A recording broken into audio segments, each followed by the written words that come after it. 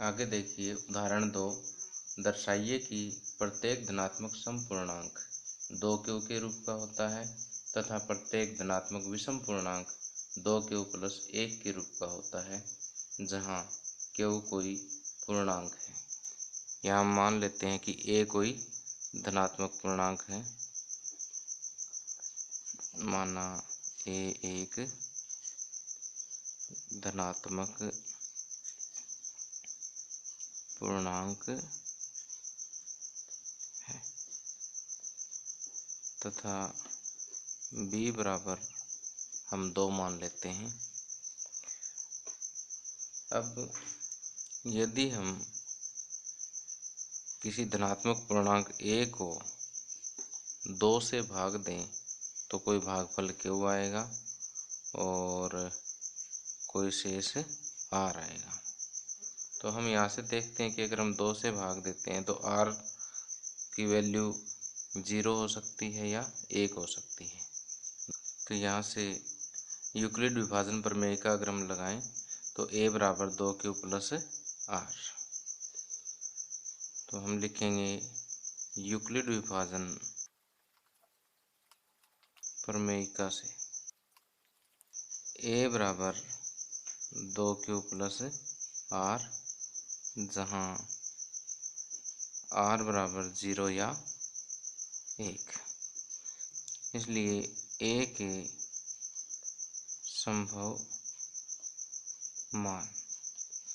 संभव मान कौन कौन से हो सकते हैं? 2q, क्योंकि r को पहले हम 0 लेते हैं, तथा यदि r को 1 लेते हैं तो 2q प्लस 1।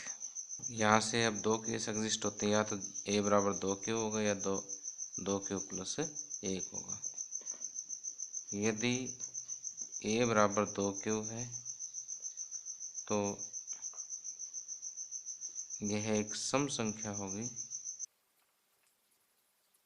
सम संख्या क्यों होगी? क्योंकि यहाँ पर 2 एक गुणनखंड है, क्योंकि यहाँ 2 एक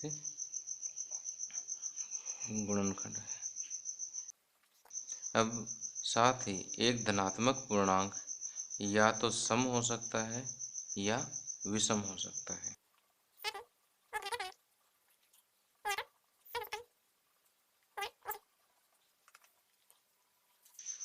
इसलिए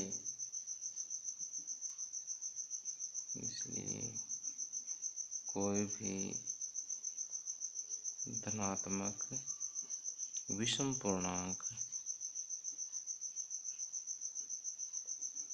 2q प्लस 1 के रूप का होगा।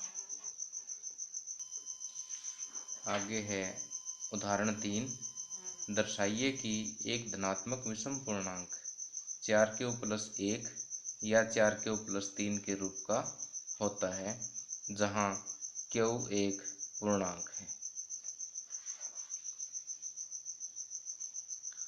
मान लेते हैं कि a एक धनात्मक विषम पूर्णांक है। माना a एक धनात्मक विषम पूर्णांक है और तथा b बराबर 4 मान लेते हैं। तो यदि हम a को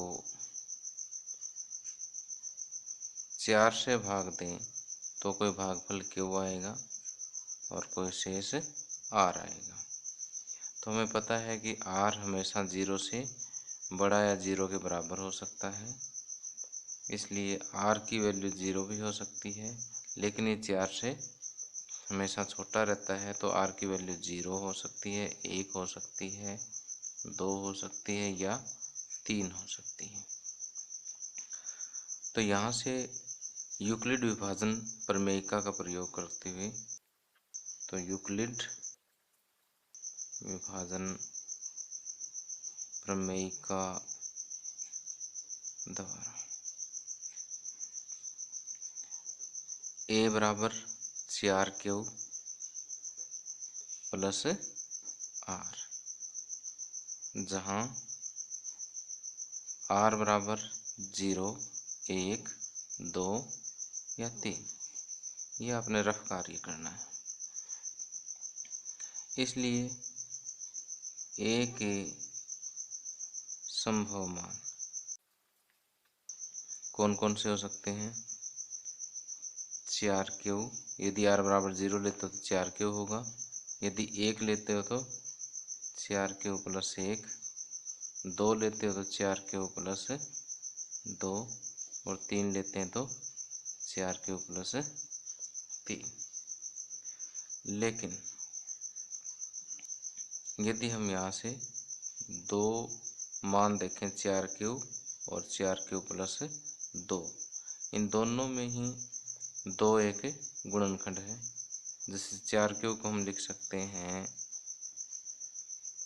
2 गुणा 2Q, और 4Q प्लस 2 को लिख सकते हैं 2 गुणा में 2Q प्लस 1। तो यहाँ देखिए दो दोनों में एक गुणनखंड है। तो हम लिखेंगे, चूंकि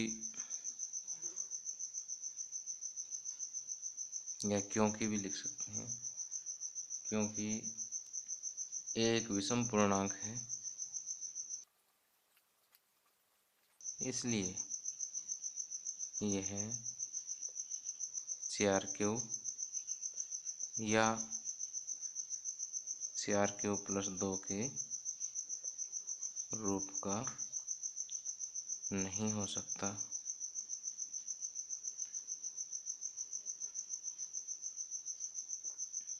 क्योंकि दोनों 2 से विभाज्य है, क्योंकि दोनों 2 से विभाज्य है।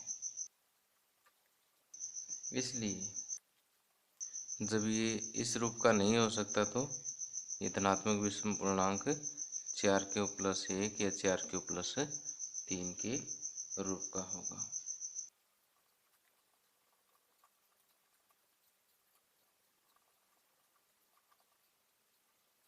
इसलिए कोई भी धनात्मक विषम पूर्णांक 4Q प्लस 1 या 4Q प्लस 3 के रूप का होगा।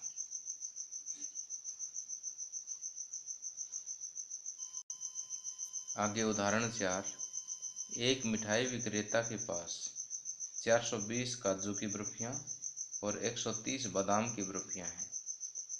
वह इनकी ऐसी ढेरी बनाना चाहती है कि प्रत्येक ढेरी में बर्फियों की संख्या समान रहे तथा ये ढेरियां बर्फी की प्रांत में न्यूनतम स्थान घेरें। इस काम के लिए प्रत्येक ढेरी में कितनी बर्फियां रखी जा सकती हैं? अब यहाँ देखिए कि ढेरियां बर्फी की प्रांत में न्यूनतम स्थान घेरें। न्यूनतम स्थान घेरने के लिए ढेरियों में बर्फियों की संख्या अधिकतम होनी चाहिए। तो ये हम तभी निकाल सकते हैं जब हम 420 और 130 का HCF ज्ञात करें। यहाँ हम लिखेंगे कि प्रत्येक ढेरी में बर्फियों की संख्या, प्रत्येक ढेरी में बर्फियों की संख्या बराबर 420 और 130 का HCF होगी। तो यहाँ देखिए हम 420 और 130 का HCF ज्ञात करेंगे। 130 दिए 390,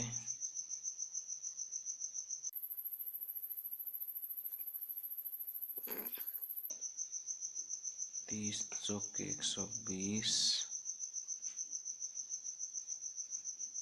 अब शेष फिर 0 नहीं है तो फिर यूक्लिड विभाजन प्रमेय का लगाएंगे। 10 दिए 30, तो अब शेष क्योंकि 0 आ गया है और इस स्टेज पर भागफल क्या है 10, तो प्रत्येक ढेरी में बर्फियों की संख्या 10 होगी। चलो आइए इसको लिखते हैं कि यूक्लिड विभाजन प्रमेयिका से, आइए इसको लिखते हैं यूक्लिड विभाजन एल्गोरिथम से 420 बराबर 130 गुणा 3 प्लस शेष 30।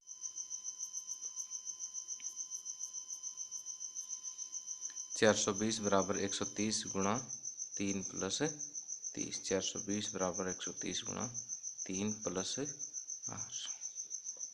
अब यहाँ पर आर 0 नहीं है, इसलिए फिर से 130 बराबर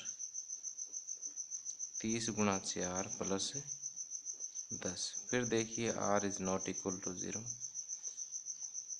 फिर लगाएंगे कि 30 बराबर 10 गुणा 3 प्लस 0। अब यहाँ पर देखिए कि आर 0 हो गया है, इसलिए इन दोनों का HCF जो है वो 10 होगा। इसलिए HCF ऑफ 420 एंड 130 बराबर 10। अतः प्रत्येक ढेरी में बर्फियों की संख्या